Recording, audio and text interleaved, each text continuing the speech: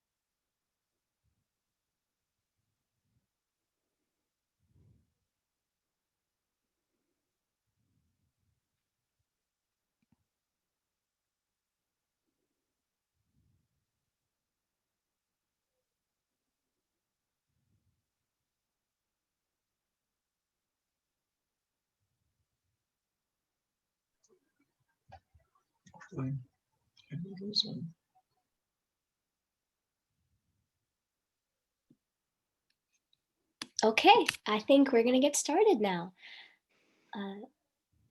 Uncle, can you move to the next slide, please? Hi, everyone. Thank you so much for attending this event.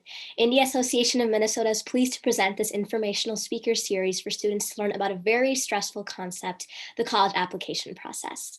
On September 27th, we had our first event with Ms. Natasha Kothari, an assistant admissions director at Clark University. She presented a general overview about the college admissions process. On October 11th, we had Dr. Mary Barnes-Clater talk about the application essay. Today, we are honored to have Dr. Sarah Crawford-Parker with us to talk about how to choose a major and the benefits of honors programs.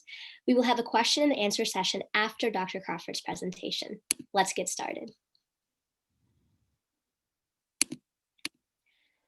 The India Association of Minnesota was established in 1973 and is a nonprofit organization chartered to build a strong and cohesive community of Asian Indians, represent the Indian diaspora to the society at large, and serve as a focal point of contact among various Asian Indian partner organizations serving various causes. Our three pillars are culture, charity, and connections. First, we will have Dr. Kathleen McCluskey-Fawcett introduce our main speaker. Then Dr. Sarah Crawford-Parker will give today's presentation on choosing a major and the benefits of honors programs. Following her presentation, we will have a question and answer session, and then I will end with closing remarks. Just a couple housekeeping rules. Your audio will be muted on entry, and please enter your questions for the speakers in the Zoom chat, and I will moderate and present them. And then just a quick reminder that this event is recorded.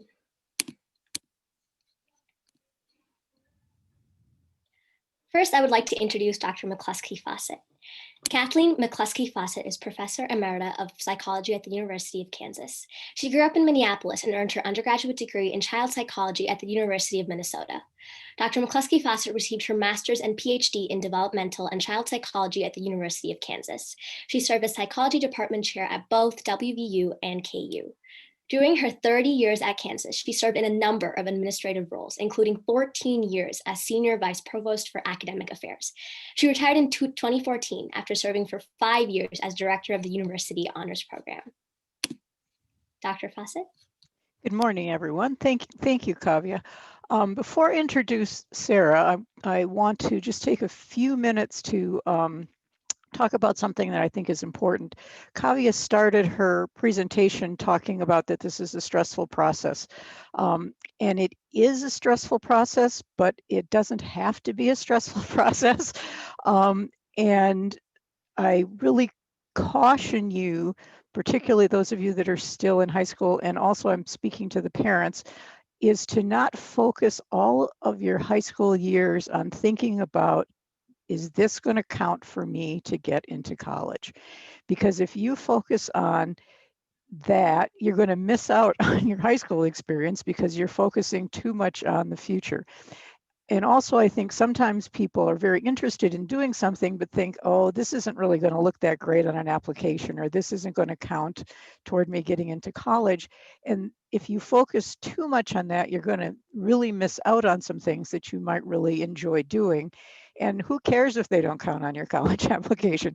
If you enjoy those things, those are going to be part of your personal growth and your personal development.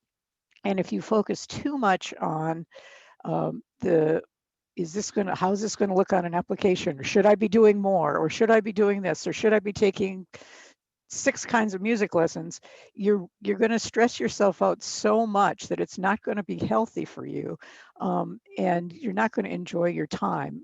We talk a lot about living in the moment, and I really encourage you to think about that rather than thinking too much about what's going to happen in 2 years or 4 years. And also parents, I am a child psychologist. And so those of you that are listening, please don't stress yourselves and please don't stress your children so much.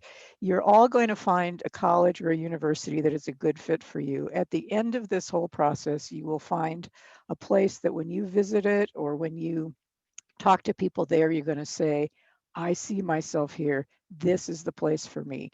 It may not be a school that you've even heard of or thought of right now, but you will all end up in a place where you will be happy and thrive. So please enjoy your time now. Please don't stress about this. I know we've talked about so many things that you should think about and you should be doing, but don't think about them all the time. Just enjoy your years, enjoy what you're doing now, and don't put too much emphasis on your future. Your future is going to turn out bright and fine, and you're all going to thrive. So that's my advice as a psychologist, as an administrator, as the parent of 4 children and 10 grandchildren. Just enjoy the time you have now.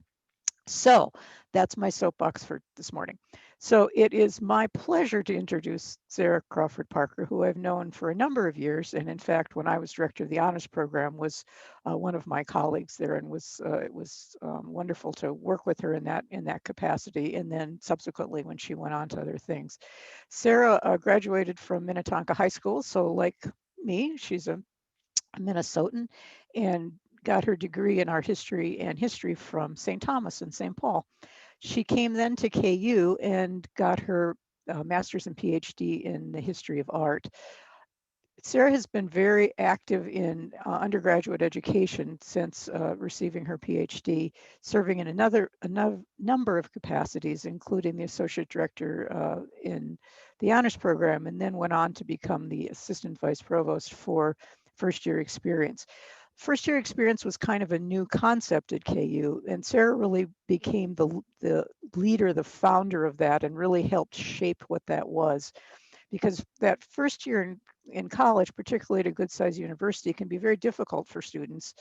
We have students from all over the world.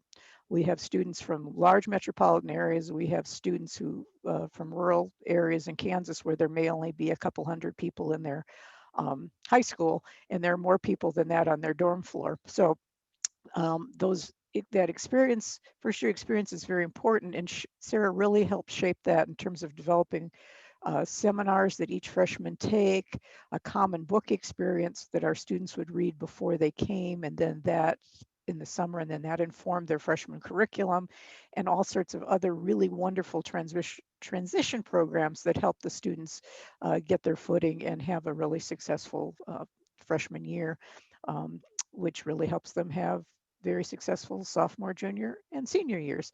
So Sarah is going to talk today about why you might want to think about looking at honors programs, and also thinking about how you think about coming to decide what you want to major in. I myself at the University of Minnesota had 5 different majors. I think maybe one semester I had 3 different majors before I finally settled on one. And as I said before, it's all going to work out. Sarah, take it away. Well, thank you so much, Dr. McCluskey-Fawcett. Dr. McCluskey-Fawcett has been a major mentor for me. And even though that's not what we're talking about today, as you go through your high school process and you transition into college, having good mentors is really going to be key to your success. And I do want to thank everybody that has been involved with putting together this program, and particularly Kavya. It's just really been a wonderful experience for me to get to know more about this organization and to be in conversation with you. As Dr. McCluskey-Fawcett mentioned, I grew up in Minnesota. It's a place that I love. I still have family there. I went to college there. And so I'm just very excited to be in conversation with you. I know you've had a little bit of snow. We have not had that yet. It's coming tomorrow, I believe, but I hope wherever you are, you're staying well. So I'm going to try and build on a little bit of what Dr. McCluskey-Fawcett said, as well as some of the information that's been shared in earlier programs. But I first thought that it would help for you to maybe know a little bit more about me and where I come from when I talk about some of these issues. And so what you're seeing right now on the screen is a picture of me and my dog, Silas. And I've given you sort of a list of some of the things that have been really defining for me, both in terms of my own education, but also in terms of my own professional life. And the top of the list starts with my current role. So I serve as director of the University Honors Program at the University of Kansas. As Dr. McCluskey-Fawcett mentioned, prior to coming back to the honors program, I was the assistant vice provost for the first year experience. And I echo everything she said, that I believe that that's a really critical time for students. It's also a really fun and exciting time. And then before that, I was a special assistant to the provost working on issues related to undergraduate education. So how do we make sure that our students at the University of Kansas have as high impact or a really deeply engaged and supported experience at the University of Kansas? So looking at things like, how do we design and deliver our courses? And how do we implement, seminar programs so that students have smaller experiences? Or how do we implement peer-to-peer resources so they're not only hearing from their faculty and staff who are amazing, but they also have a lot of peer-to-peer connections as part of their education? There were a whole range of different things that I worked on in that role. And I wanted to share those with you just to say, when I was in high school, and even when I was in college, those were things that I didn't even imagine I might be doing. I didn't even know those jobs existed. I didn't know anybody who worked in higher ed. I didn't know anybody who worked in a college. Yet those 3 positions have been deeply meaningful to me because it's work that I really believe in. And so one of the things to keep in mind is, when you're in high school, so many people are going to ask you, what's your major and what do you want to do? And you may have a clear sense of that, and you may stay on that track, or your ideas might change, or you might find things that are entirely new. And that's one of the exciting things about the journey that you're on. So sort of moving down the list a little bit further, before I moved into those professional roles, there were a couple of things that I did. I was an instructor, so I taught a lot of courses in art history. I love teaching, and I'm really lucky that I've been able to stay in roles that have allowed me to continue to teach. But I bring that in because I wanted to be a teacher ever since I was really little. I changed, there was one period where I wanted to be an orthodontist. I'm not sure what that was about. There were a couple of other things that I thought about. But for the most part, I always was drawn to teaching. And that's another thing that I would say is to pay attention to what are those things that sort of excite you, that maybe have always been there, that are worth paying attention to. Might not be the only thing that you do, but there may be a way to build on that. Prior to teaching, I worked in a lot of museums. So as Dr. McCluskey-Fawcett shared, my undergraduate major and then my graduate work, my master's degree and PhD, was in art history. And so as part of that training, I worked in a lot of museums. And I love museums. I think museums are places that we go to when we want to learn about other cultures and other periods and other places. I also think that they're great sites of conversation. There were so many things that I learned to do working in museums in terms of communication, in terms of design, in terms of budget, how do you create programs? And so that was work that was really important to me and is still connected to the things that I do today. And then sort of moving back one step further, just to my college experience, one of the things that I'll share with you is I didn't come into college knowing that I was going to be an art historian. I actually came into college thinking that I was going to go into political science. And so my first 3 semesters in college, I took quite a few political science courses, and they were okay. I mean, I still, that's a field that I'm still really interested in. But in the second semester of my sophomore year, I took an art history course because at my undergraduate university, so at St. Thomas, everybody had to take a fine arts credit. And I was actually quite nervous about that requirement. I am not an artist. I am not a performer. I wasn't sure what I was going to do. So I took art history. It seemed like the safe bet. And the moment I got in there, I loved it. I absolutely loved it. I just knew that that was the space for me. And it's always been, I share this with students, that the semester that I found art history, I posted my highest GPA yet in college. And I think that part of it is when you find that thing that you love, it's so much easier to invest more of yourself in that experience. So I just wanted to share with you a little bit about my background, and maybe that illustrates a little bit that you want to be paying attention to things that are meaningful to you, but the path forward isn't always a straight path. You might go through a variety of different things, and that's okay. So if you could move forward with the slides. So this is just a little bit of an overview of what we're going to talk about. I'm going to talk a little bit about honors programs and honors colleges because that's my current work, and I think it's a really good option for a lot of students.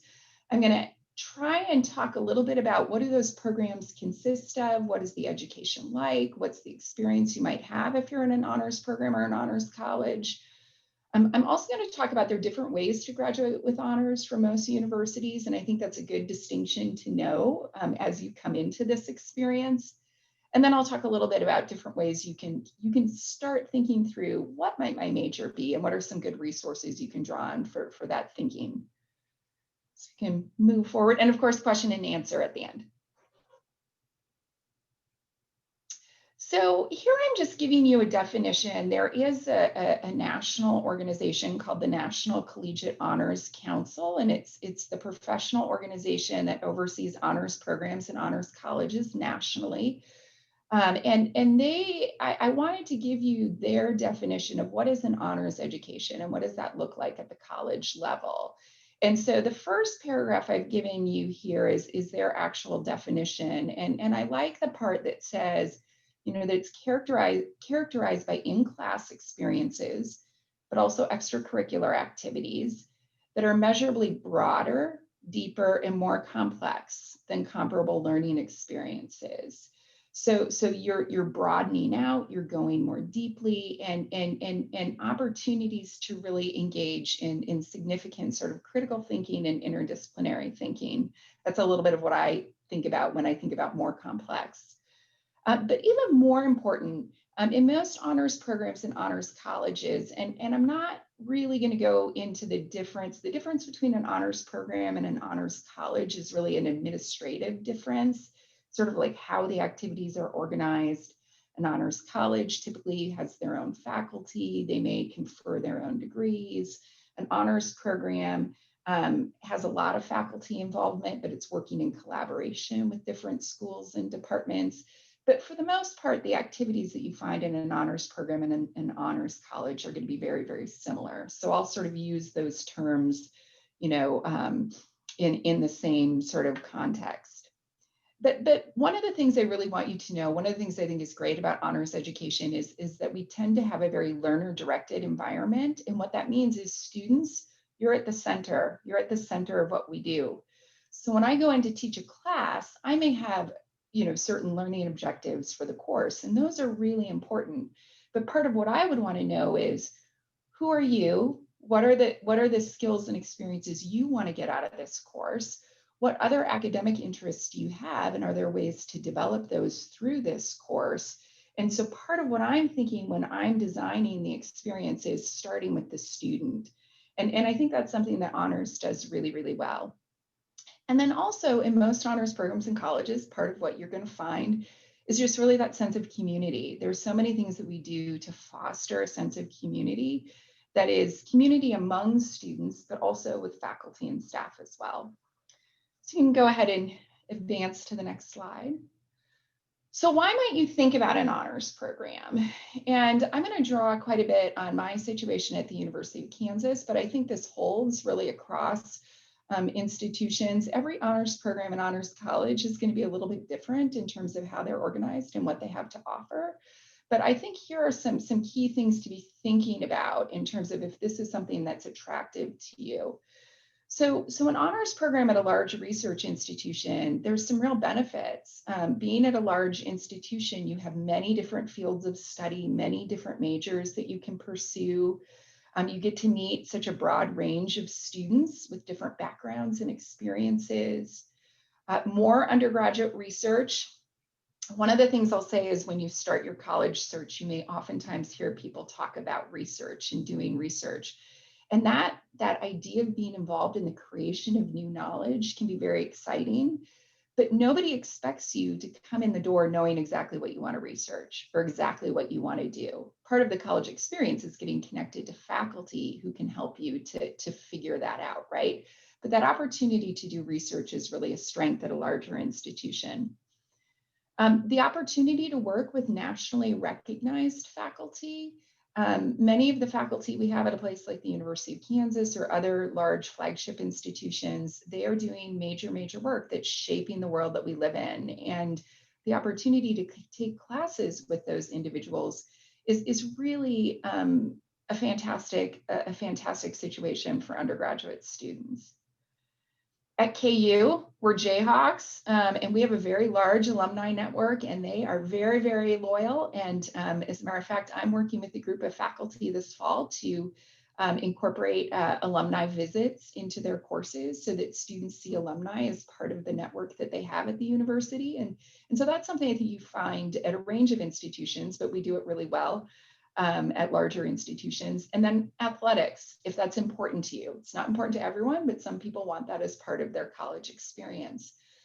So that's a good thing about being at a large institution. If you're in the honors program, that's also a way, though, that we shrink the university down. And you get something that's very similar to a smaller liberal arts college. So the list that I'm showing you on the right, those are the experiences that we really pull in as well through honors. So smaller classes, emphasis on discussion. So when I said student-centered, really making sure that you're actively engaged in the classroom. Frequent feedback. I say this to my students all the time. I give them lots of feedback. But I try and do that in a really supportive way. And actually, one of the best things that you can be open to as part of your college experience is getting a lot of feedback on how you can learn and grow in your interests. So giving lots of feedback, individualized advising. So we have really great advisors. And so people who can help you figure out what you want your education to be and to look like from the very start. A lot of faculty mentoring. Getting to know your faculty is one of the best things that you can do at whatever institution you end up at. And I think honors programs really prioritize those interactions. Lots of programming, and in some cases, certainly the case at KU, we have separate honors housing. It doesn't mean you have to live in honors housing, but we have one residence hall that if students choose to be in our honors living learning community, they can be in that hall. But they're also welcome to live anywhere on campus. So having some flexibility there, or off campus, we have students there as well. So hopefully there's a lot of information on this slide, and I spent more time on it than I will with other information, but I hope you have a picture of how an honors program can connect both the things that are really great about a large institution while creating that small community. So you can move ahead. So if you're in an honors program or an honors college, some part of your experience is going to be taking honors courses. And so NCHC, that professional organization that I mentioned earlier, they typically say that if you're in an honors program, between 15 and 20% of your courses should be honors courses. And so for the students who are in my program, some of the courses that they take are honors and others are not. So there's some flexibility there. But a couple of things to be thinking about with honors courses, I already mentioned that they tend to be smaller, taught by great faculty, very interactive. But the other thing to know is that they can happen at different points in your undergraduate experience. So many honors courses that we offer are part of the general education requirements that all students at the university have. So when you go into a college experience, and I'll talk about this a little bit later when it relates to picking a major, your college or your university will have a set of requirements that are designed to give you some breadth and some skills that are going to be beneficial to you, whatever major or field of study you pursue. So some honors courses might be part of the general education requirement. So for example, I tell all my students take honors art history. That's a great thing to do, and it fulfills a breadth requirement for them in general education. Some honors courses might be in your major. So I'm thinking about Dr. McCluskey-Fawcett's field of psychology. That's a department where we have quite a few honors courses, and it allows students to go more deeply in their major. Or they might count for a degree requirement, which is essentially you pick a major and it's related to a school or the degree you're pursuing. And so there might be some requirements specific to that. And so we try to align honors courses with requirements that students already have. So they're not extra, but you're doing those as you're satisfying other requirements you have in the university. One of my favorite things to talk about are electives. Every degree program that you go into will have some electives, and those are courses where you just get to explore a little bit more. You get to take things that are really interesting to you, that are really inspiring to you. How many electives you have may depend on what your major is, but there's always a little bit of room for that exploration. And certainly some honors courses you may take as electives.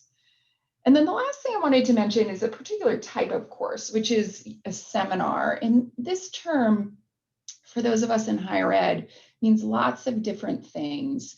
But when I think about the undergraduate experience, seminars, typically are much smaller courses that are discussion-based. We have them in the program at KU. All students, when they're new to honors, they take an honors seminar. So they get to know a really great faculty member and they get to know students really quickly. Many programs also have seminars as what I call capstone experiences. So that moment before you leave the university, where maybe you're doing a major project or you're focusing on a major issue, that's another place where you tend to see seminars. But those tend to be highly engaging learning environments. So the one I'm showing you, I pulled in some photos here. The individual that you see on the right is Professor Nilu Vakal, who's an amazing faculty member at KU and is affiliated with honors. And she teaches in our School of Architecture. And the students that you see in the image, and this was taken just a couple of weeks ago on a beautiful day, they're taking a seminar with Professor Vakal on inclusive cities and how do we build urban environments that are truly accessible and inclusive. And in this course, they went down to the Lawrence Public Library, which is an amazing building, brand new architecture, wonderful programming, and they spent some time at the public library thinking about the role that public libraries play in the health of our communities. And so these are, you know, when you take courses in college, and certainly I would say this with honors courses, you know, one of the things to be thinking about is, you know, what are the big issues, the big challenges that really inspire you? What's the change you want to make in the world? And how do you start aligning your courses with that? You're always going to have courses that you have to take because they're requirements, and so you can't get around that. But it's really, you know, there's a nice balance, and you always want to make sure that you have some courses that are really, you know, conversations where you feel highly engaged. So I think with that, we can go to the next slide. Great. So the other half of certainly our honors program at KU, but I would say this of programs at other institutions as well, is that there's a great emphasis on experiential learning. And, you know, I don't know how familiar that term is at the high school level, but essentially, you know, when we talk about experiential learning, those are you know, activities that you have outside of the classroom where you can take what you've been learning in the classroom, but you can apply it in some other setting. And these are opportunities for students to create community partnerships, to work as part of a team, to expand their global horizon, to, you know, develop skills that are going to be critical for what they want to do after their college experience. And so on the left are some sort of descriptors of experiential learning. It's where you really get to discover and explore, have hands-on engagement because you're usually working directly on a project. And you also have an opportunity with most experiential learning to really reflect on what did I take away from this experience, and how am I going to apply that moving forward. So the experiences we usually talk about, undergraduate research, service learning, study abroad and global opportunities and internships. All of our students in honors, when they complete the honors curriculum, they have to do so many honors courses, but they also have to do so many experiences, and they fall sort of in these buckets. And that is something, when we talk with our students about what is most transformative for them, oftentimes it's experiential learning. So this is something, you know, to look forward to. And so I'm going to give you an example on the next slide. This is my good colleague, Dr. Katie Ryan. And Dr. Ryan is a faculty member in geography and African-American studies. And she developed KU's first, what we call mobile humanities lab. And when you think about a lab, it can be really easy to think about, oh, a lab, like scientific research, people in a lab with microscopes and scientific samples. And that's one kind of lab. But what Dr. Ryan was very interested in was her focus is global health, and how might we use technology to bring better health care to communities that have traditionally been under-resourced. And she specifically specializes in the country of Nigeria. And so she applied for a grant, and she was awarded this grant to create this mobile humanities lab. And so what that consisted of was she identified a group of students, both undergraduate students and graduate students. And the undergraduate students were from different majors. So you had social welfare, political science, engineering, pre-med, which isn't really a major at KU, but like biology, women's studies. She had a group of students, and what they did was on the KU campus, they took Kiswahili for a couple of semesters, so some language preparation. And then in the summer of June of 2019, Dr. Ryan took this group of students to Tanzania to do some work in Tanzania in partnership with some students at the University of Dar es Salaam. And that's the image that you're seeing on the left, is some of the KU students with the students from the University of Dar es Salaam in conversation. And part of what they did was they did some observations. So they looked at things like transportation, education, food access, some of those things in Dar es Salaam that really impact one's health and well-being. But they also met with a series of what are called NGOs, or non-governmental organizations, that were there on site to work on different aspects of healthcare. Now, the students who were involved in this program, they were not doing direct research, but part of what they were starting to do is think through, how do you do research with a community? And what are some of the questions that we can ask? And what are some possible solutions? And so the goal of this program was to help students to start thinking about, what is it like to do research in another country?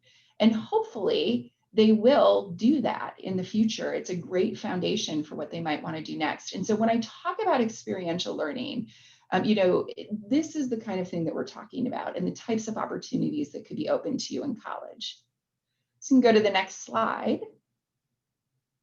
I don't know what we have with the green lines that have somehow appeared, but we'll pretend those aren't here. One other thing, well, not one other thing, but one other thing to be looking for with honors programs and honors colleges is just, what kind of support do these programs offer? And I think, whatever situation you're in college, it's a great opportunity to start thinking about, what might my network of support look like? And so here I've given you a diagram to sort of outline how we have things set up in our program. When a student comes in, they actually have 3 people that they work with. They have an honors faculty mentor, and that's the person who teaches the seminar that they take in their first semester. So that faculty member is getting to know them really well in the classroom and gets to know their interests and their academic strengths, and can really mentor them throughout their time at KU. The second person is their honors advisor, who's the person who really works with them on course selection. What are the requirements that you have? How do you build a schedule every semester? As well as, how do you make sure that you have the space to do everything that you want to do? So advisors are really good in that capacity. And then the last thing that I'll mention are peer-to-peer connections.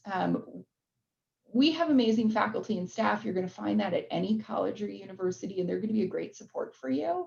But there's also something to be said, the green lines went away, for peer-to-peer connections. And so for every seminar that we have, we also have an honors seminar assistant who's a current KU student, who can, for a student who's new and coming in, can be a resource about the student experience. So I think honors programs, they do this type of network really well, but as I said before, whatever situation you end up in, is to be thinking about, who are the people that I'm going to be able to ask questions of, and I'm going to be able to get support from, because that's going to be really important for you. Here we can move forward to the next slide. So a couple of things about applying to honors programs. And again, every program is different in terms of what they ask for, in terms of what they might want to see, in terms of the timelines. And so I've tried to keep my tips sort of general. But I think it's fair to say with most programs, it's really a holistic review. And so they're looking at a variety of different things. And so I want to touch back on something that Ms. Kathari said during her presentation, which I thought was a really, really good point, is, when you're going into the application process, to really think about the component parts of the application. You oftentimes don't have a whole lot of space, but one of the things that you want to be careful about is not repeating information that potentially reviewers can find in some other part of your application. And so if you are repeating something that a reviewer can find in some other part of your application, you might want to ask yourself, how can I go more deeply with this? How can I cover a dimension that maybe they haven't seen before? Because you really want to use all parts of an application to sort of tell your story. And so use that space widely. Another point is to think about a range of experiences. It's really easy when you're applying to colleges, you're applying to an honors program, to think about those things that you've done in high school, and maybe those formal activities, and that could be athletics or student government or debate or theater. And those are all wonderful things. But they're also really important things that students do outside of the formal school environment. I have read some very interesting things, for example, a student who took care of their younger sibling so a parent could go back to college. Or maybe you took a trip every year with a grandparent, and that was really important and meaningful to you because of the relationship that you had with that grandparent. Those types of experiences also speak to your interests, your responsibilities, how you moved through your high school experience, and it helps an admissions committee know more about who you are and your background and your experiences. So I would really encourage you, of course you want to mention school activities, but it is okay to bring in some of those other experiences if they've been important to you. Working a job, that's another one. I have students that write wonderful things about working a job throughout high school. If you can, when you're doing your application, if you can go back to the prior slide, it's great to try and quantify your experiences. You don't need to spend a whole lot of time with this, but if you were involved with cross country, how many years did you do that? How many hours a week? Did you have a leadership role? To try and give some data points around, how much time did you spend with that activity, right? That can also help reviewers get a sense of what was important to you. But now having said this, and this is really an important thing, when I look at applications and I'm reading and hearing about things that students did in high school, and that's always really great to see the range of activities. Part of what you also want to think about, though, is are there ways in the application that you can link what you've done to what you hope to do in the world, right? So if you've been involved with these things in high school, what are those setting you up to do? How can you aim those towards something that you hope to accomplish during your college experience? And so here, the bullet point I put down is, what's the difference that you want to make in the world? If you can communicate some of that through short answer questions or an essay, that's a really important connection to make, because it talks about what you do, but also how that sets you up for what you want to do. Write, revise, and proofread. I just saw Ms. Kathari, good point, find connections. Thank you. I'm so glad to hear that. Write, revise, and proofread. You just want to be careful with your applications. And I think that applies in many different contexts. And then also, I wanted to say, know your options. So, and what I mean by that is, in the honors program at KU, we admit students right out of high school, and a majority of our students apply right out of high school. But we also take applications from current KU students. So maybe they didn't apply to honors, right out of high school, because maybe high school wasn't their strongest point, but they do really well at KU. Or maybe they applied and they didn't get in on the first sort of opportunity, but they still, again, they come to the university, they do well, and they can apply later. And so, as you're looking at colleges and universities, that's just another thing to think about. Is it only admission straight out of high school, or might I have an opportunity later on?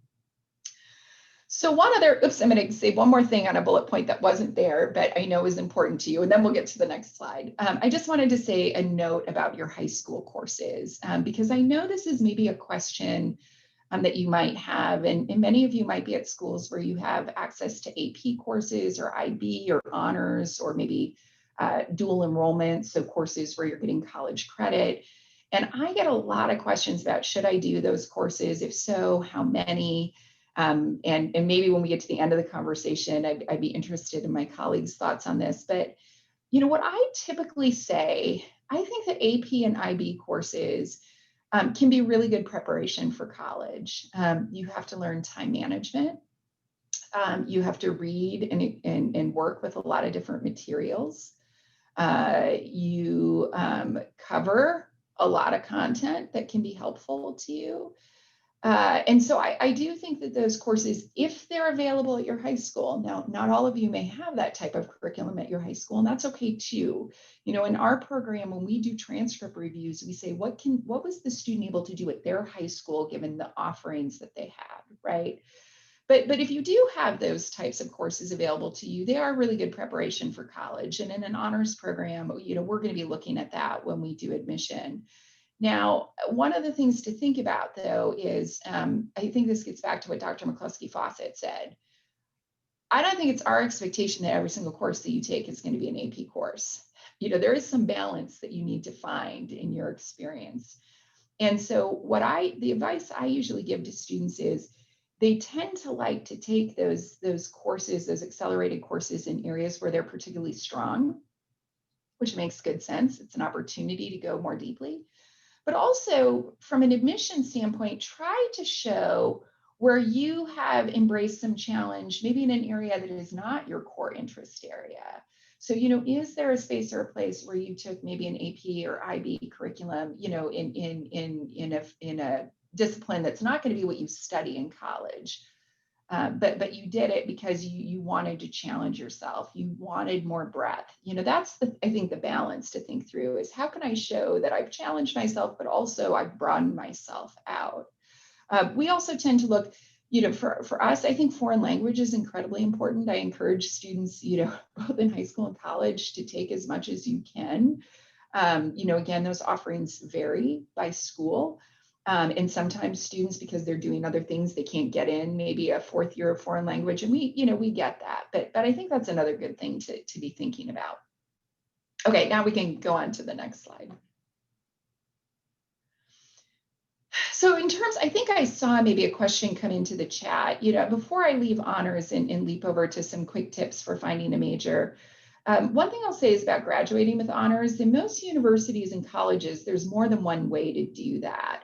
So what I've been talking about is actually the icon that you see on the far right, graduating with university honors. So being in an honors program, being in an honors college, and having an experience that extends across your 4 years at the institution, or 5 years if you're in a 5-year degree program. So it has separate course requirements. I mentioned the experiential learning. That's really what university honors is. And it might be called different things at different colleges. But then when you flip to the other side of the slide, I did want to mention departmental honors, which most universities by department, students can do departmental honors connected to their major. And that usually involves writing a thesis or doing some sort of capstone project at the end of their undergraduate experience. So I, in the university honors program, work with many students who also do departmental honors. We don't require it, but many students do. Now, there are some honors programs that require students to do that thesis. So that's another thing you want to watch for. And then the middle icon is related to, I think somebody mentioned the Latin designations, summa cum laude, magna cum laude. At KU, we call it distinction and highest distinction. And this is really something that's determined right before graduation, where they look at the top.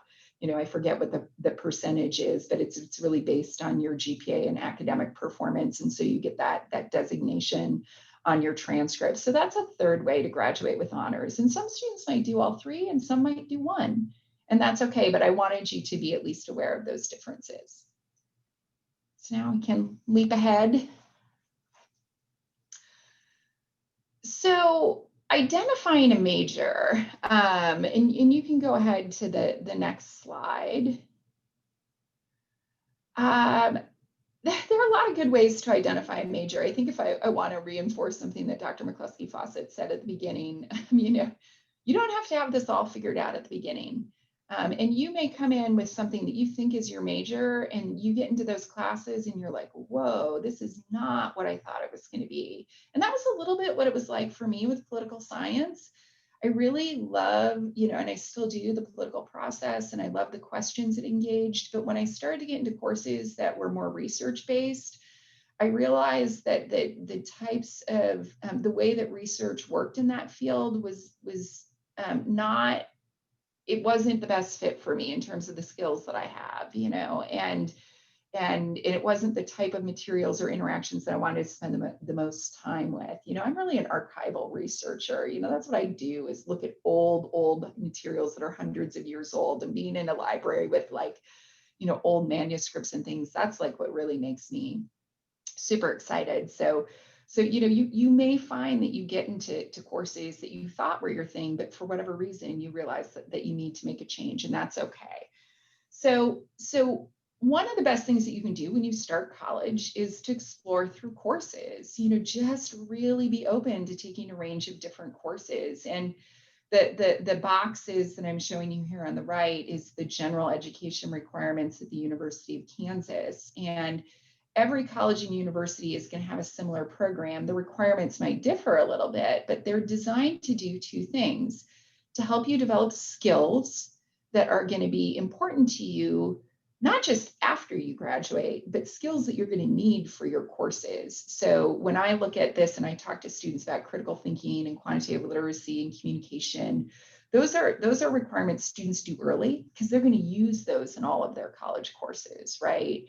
But things like culture and diversity, social responsibility and ethics, those tend to be upper division courses.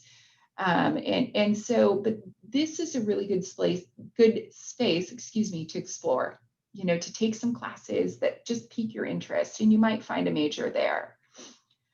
And then I also mentioned, I mentioned this earlier when I was talking about honors courses, that once you do find a major, you're going to have requirements in your major and in your degree program. But then you also have electives, and electives is another really, really great place to explore. So exploring through courses is going to be important for finding a major. And then if you flip to the next slide. The other thing is that most universities have programs set up, and they tend to be, typically for first year students that are a real intentional introduction to what the university has to offer. And I really recommend you take a look at those types of programs at whatever university or college you pick. Some of them are required and some are opt-in. Two programs that I've been really involved with at KU for all of our students are first year seminars, which are great faculty talk courses that students can take in the first year on a range of interesting topics. And then also learning communities. Learning communities tend to be linked courses that students take, maybe around a particular theme. So they maybe, are doing something on food insecurity. And so they might take a geography course paired with, their English class. And so the assignments that they're doing in their English class involve research and writing about food insecurity, right? And so learning communities can be nice because you have students that in more than one class. It helps make those connections come more quickly. And many learning communities are residential, so they can also be tied to where you're living on campus. And so it can be nice, we don't talk about it very much, but a whole lot of student learning happens in the residence halls. Those informal conversations that you have with people that you're living with, and the opportunity to study and connect with people where you're living is really important. So I think, if you're not sure about your major, one of the things to think about is, is there some sort of seminar program or learning communities program that I can take in my first year that will allow for some really interesting investigations? And I really love the slide on the left because it shows one of our first year seminars where they were able to go to the Leeds Center, which is our performing arts venue at KU, and meet with some performers there who did musical performances related to sustainability and climate change. And you can see the students are actually standing on the stage with one of the performers, and they're getting to talk with them directly. That kind of stuff is amazing in your first year of college. If you can take a seminar or a learning community, and as people come to campus, you get plugged into that, those are the things that are going to help you figure out, hey, what am I passionate about, and how might that map onto a major? The other thing that I'll say is a lot of these programs have advisors connected to them as well as faculty. And your academic advisor, they know all the majors. They've talked with students over time about the experiences they're having in those majors. So your advisor is also going to be key. I think we can move forward. And then, I think, one of the last things that I'll mention is really to, at whatever college and university you go to, is to utilize career resources. One of the things you may not be familiar, right now, is when you go to college, some part of what you're doing is you're paying your tuition, but you also pay campus fees. And campus fees cover a whole range of resources for you. So, career centers, maybe there's a rec center, At KU, it covers our campus transportation. We have an amazing bus system, our health services. We have a legal services for students office. And so, every semester you pay fees for these offices that are here to help you. And so one of the best things you can do during college is take advantage of those resources. And I mentioned our University Career Center, and they have so many programs, and you will find this at other universities as well. But one of the things they can help with is exploring your major. So for example, when you go to their website at KU, you can take assessments that can help you to think about what your major should be. They have a wonderful page that I use with my students all the time where they can go and they can look up different majors at KU, and then it shows you the different types of jobs people have with that major and what is the starting salary, and do you need additional graduate school or professional school. Those are resources you can explore on your own. But also they have a lot of other really great resources. Like I just talked with my students last week who are first year students, because the Career Center can do a resume review for you. You just send them your resume and they will send you feedback. And it's so great to have that professional input, right? So beyond just finding a major, this is a really good sort of office to know. Can move forward to the next slide. Now, having said that, so you can find a major through courses. You can find a major through programs like seminars and learning communities. You can find a major through, career services. One of the things, though, I really want to leave you with is your major. What's probably, I think, most important is that you find something that you love and you find courses that you enjoy, and you feel like they align well with the skills and the talents that you have as a learner. That's the most important thing, because very few majors directly correlate to a particular job or even a particular career. And it's important to remember that people right now change jobs and change careers many more times than they used to. I just talked with a good colleague who is director of our career center, and I think she said for the last group of baby boomers, that they are, based on research, changing jobs 12 times during their lifetime. And so I think what's important is, that you like your major and it's teaching you how to do some important things, but not to necessarily confuse that with job training. And one of the things that we have at KU is something called an employability curriculum that I'm not going to walk you all the way through. But I think the important thing to take away from this is they say, when you think about what you're going to do after college, your major is one part of it. And that's what you see in this first bullet point, academic learning. Your major allows you to go deep, but you also need the general education curriculum to get some breadth, right?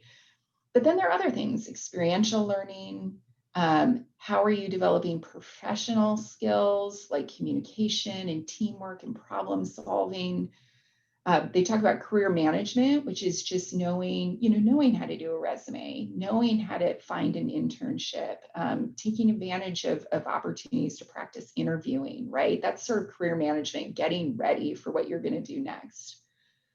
Meaningful connections, finding those mentors, finding people that can help you expand your sense of things. Developing, again, good communication skills so that you can tell the story when you're out beyond college about what you're passionate about and how you can contribute.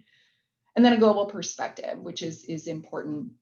I talk with my students about that all the time, developing a deeper understanding of cultural contexts and diversity, and really the more global you can be, the stronger a candidate you're going to be for whatever comes next. So I think the next slide is probably my last slide before questions.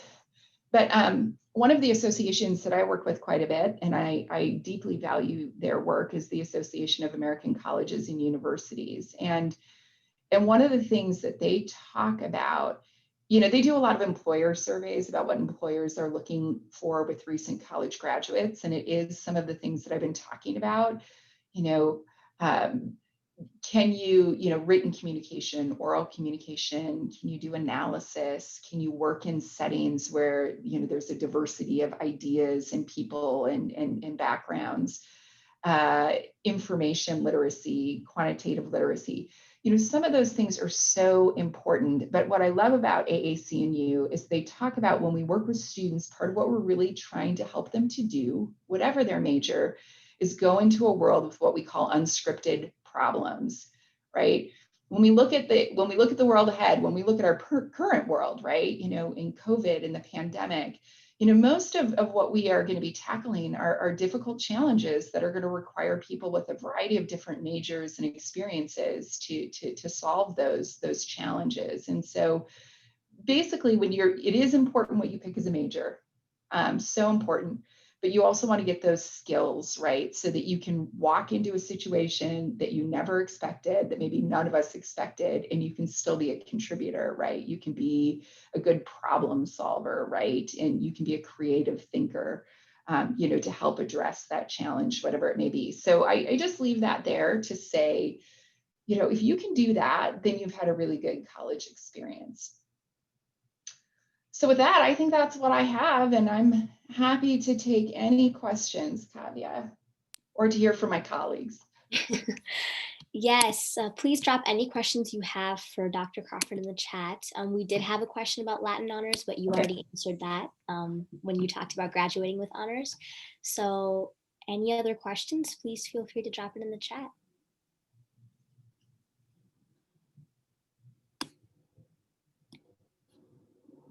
Dr. Fawcett, we can't hear you. Are you speaking? Can you hear me now? Yes. Okay, sorry.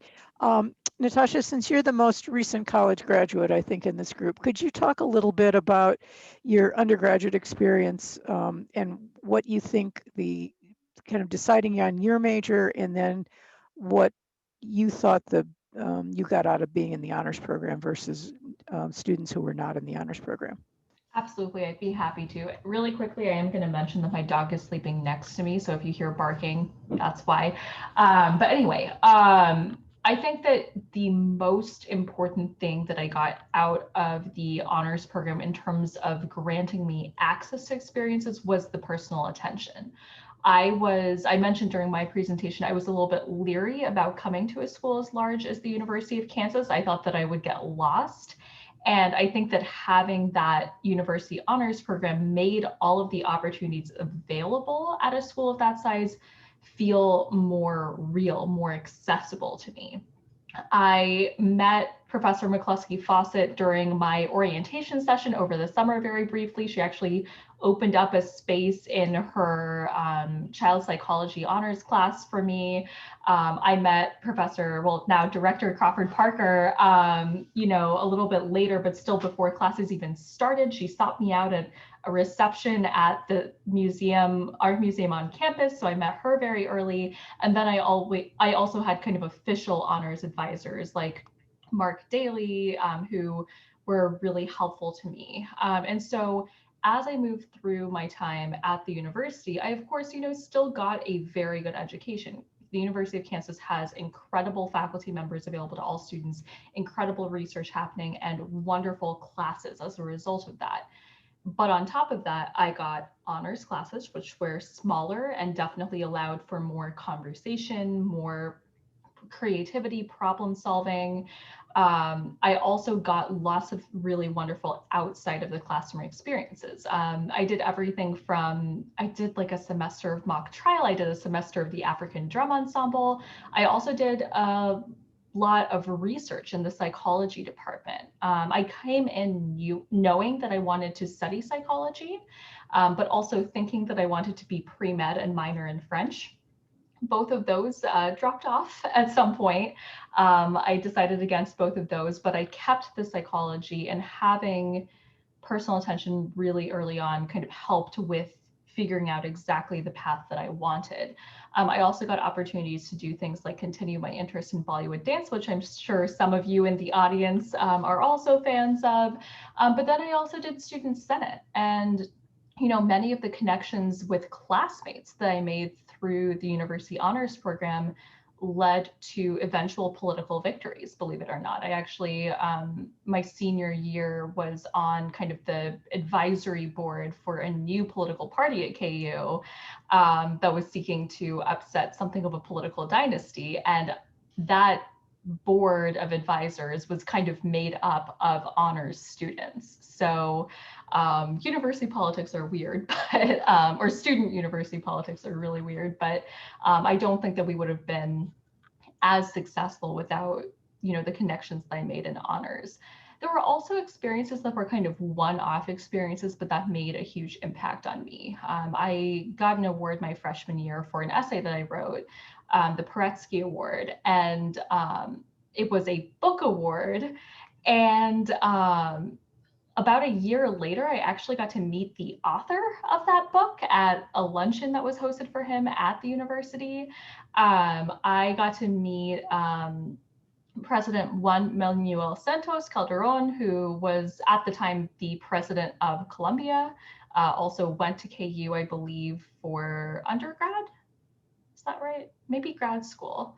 Maybe it's master's degree. Oh, maybe, yeah. I can't remember, yeah. Fuzzy on the details, but it was so cool to be in this room with maybe 40 or 50 other students, I think mostly honors students, who actually got to ask him questions about, educational policy in Colombia, about, his work to weaken drug cartels, his foreign policy experiences, all of that. That was really incredible.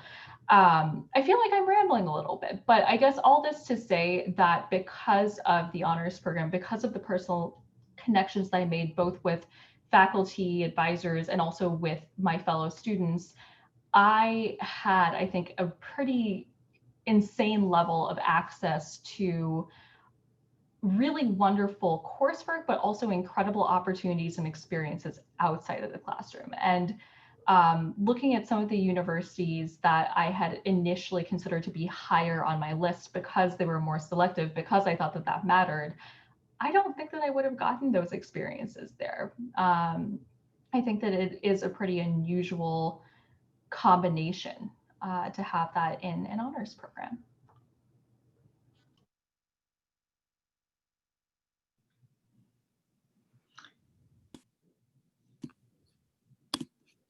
Oh, and then Ms. Cathari did have a question. She wanted you to talk a little bit more about the importance of advising.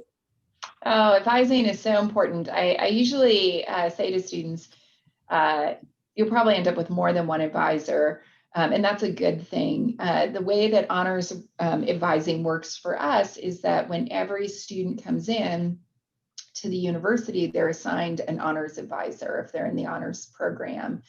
And for some students, if they're still deciding their major, that's going to be their primary advisor for at least the first year. But if a student is coming in and maybe they're in engineering or they're in business or journalism, they're going to have an advisor in their program, and they'll actually meet with that advisor to work on issues of enrollment and requirements.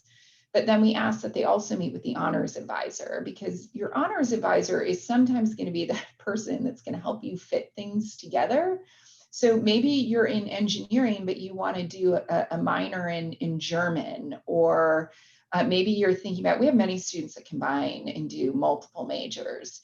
And you can do that. It just takes some really careful planning.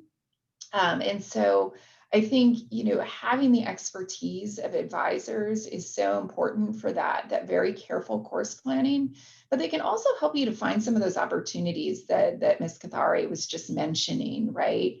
There are so many opportunities that when you're new to college, right, you're just trying to figure out how to navigate in a new environment, right? And so it can be good to have somebody who knows you, so that when that speaker comes on campus and we're asked, like, we need a group of students to meet with this person, your advisor oftentimes is going to be the person that's going to say, I know the perfect person who would really, really benefit from this experience. Or, they may know a club or an organization that might align with your interests, and they can help to facilitate that connection. So high quality advising, wherever you end up, is something that I would really look for. They can also help you navigate all sorts of university processes that I won't spend a lot of time on, but like enrollment holds and in those, requirements that you need to file before you graduate, and those types of things that are important to keep you on track. But it's also good to have somebody, who knows you and can help you figure out how you get that done. And there is another question. Oops, sorry, Ms. Kathari, go ahead. I just had something to add that I remembered. Having that advising experience, that really personalized attention, also means really excellent recommendation letters and references. I can speak from my own experiences, but also my partner, who was part of the honors program at KU himself, actually part of how we met. We lived in that honors dorm together. When he applied to medical school, I believe 2 of the 3 letters of recommendation that he submitted were from professors he'd met through the honors program in those smaller classes who had become mentors to him during his time at the university. I just want to clarify, when she said she and her partner lived in the dorm together, she meant they lived in the same dorm, yes. not together. That's just for your parents out there. Just want to make that clear that they were in the same building, not in the same room. Okay. Very true. Completely different floors even.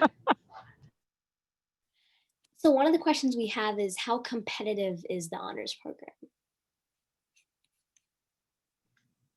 So, we're I think the best way I can, it is competitive. I mean, we, and I can only speak for my program, and I think every program is different, but, we have students in the honors program at KU that could go to any university, nationally. They get into those highly selective colleges, that Natasha was referencing, and for a variety of reasons, they make the decision to come here and to be in honors, because of, I think, the individualized attention that they receive. And so, we do look for students that are very, very strong students, but also, again, can communicate. I'll say 2 things, can communicate something about, the difference that they want to make in the world. What are they aspiring to do?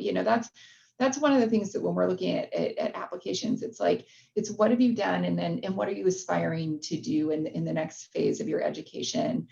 We are also a university-wide honors program. And so we have students in all the various majors in the college and in all the professional schools. And so another thing that we look for are students that really want an interdisciplinary experience, right? That part of being in honors is you're going to get to meet a lot of people that maybe are not in your school or not in your major, and get to work with faculty from a range of different parts of the university. And so, is the applicant going to be somebody that's going to be excited about, I think, those interdisciplinary, sort of connections. But I think, with our applicant pool, I can give you a sense of the size of our program. KU has about 4,000 students that come in as first-year students each year, and honors is about 400. So we're about 10% of the incoming class, and the admission is really competitive. But then, as I mentioned, we also have students that apply, as current KU students, which they can do after they've been here for 1 semester. So those 2 pathways in, I think, really help. And then I have a question related to scholarships in the program. So if you get into an honors program at any university, are you guaranteed some sort of a scholarship, or how exactly does that work? So that caveat, I'm glad you asked that question. It depends on the university. So at the University of Kansas, all of our scholarships are managed through our Office of Admissions and Scholarships. And so they have a process that it's very transparent. It's on their website.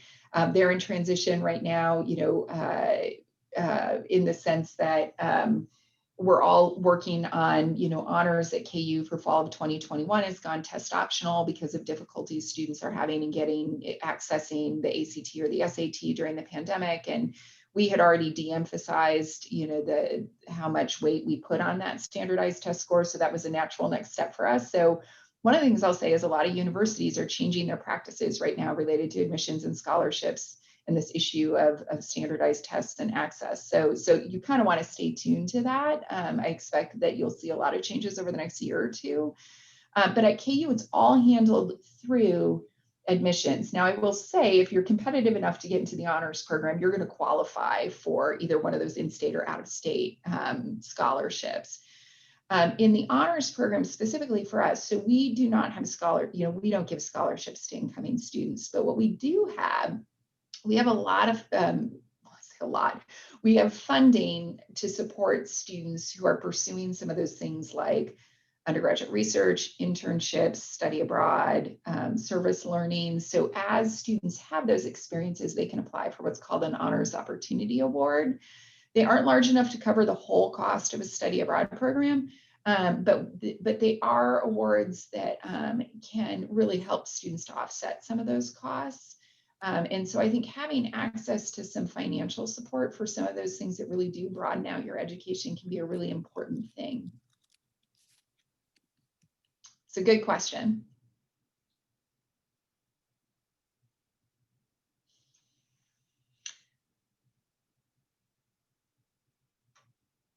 Okay, I just wanted to mention that, all 3 sessions are on both our website and YouTube. Please take a note of this, and this will also be on YouTube on the slide, and I can also drop it in the chat towards the end, but that's our website. And please subscribe to the IAM media channel on YouTube, where you can find all 3 recorded sessions.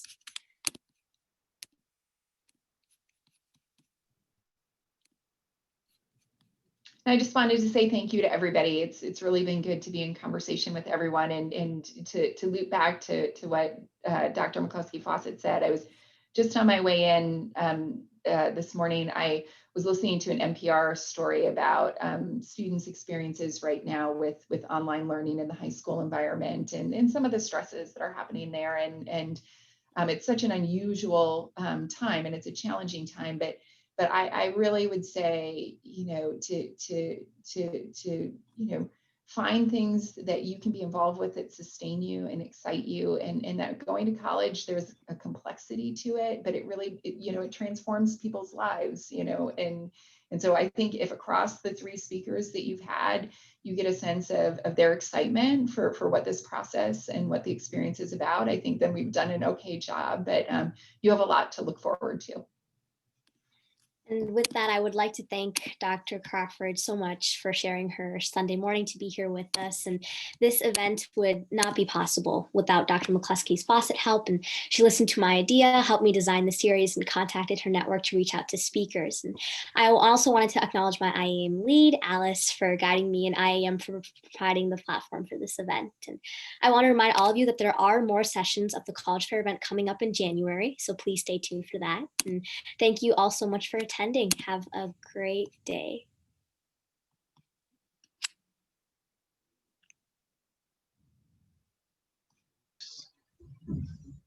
Dr. Crawford, Kathleen, stay. Oh, Kathy's already off. I was just going to have the 3 of you stay on for a minute.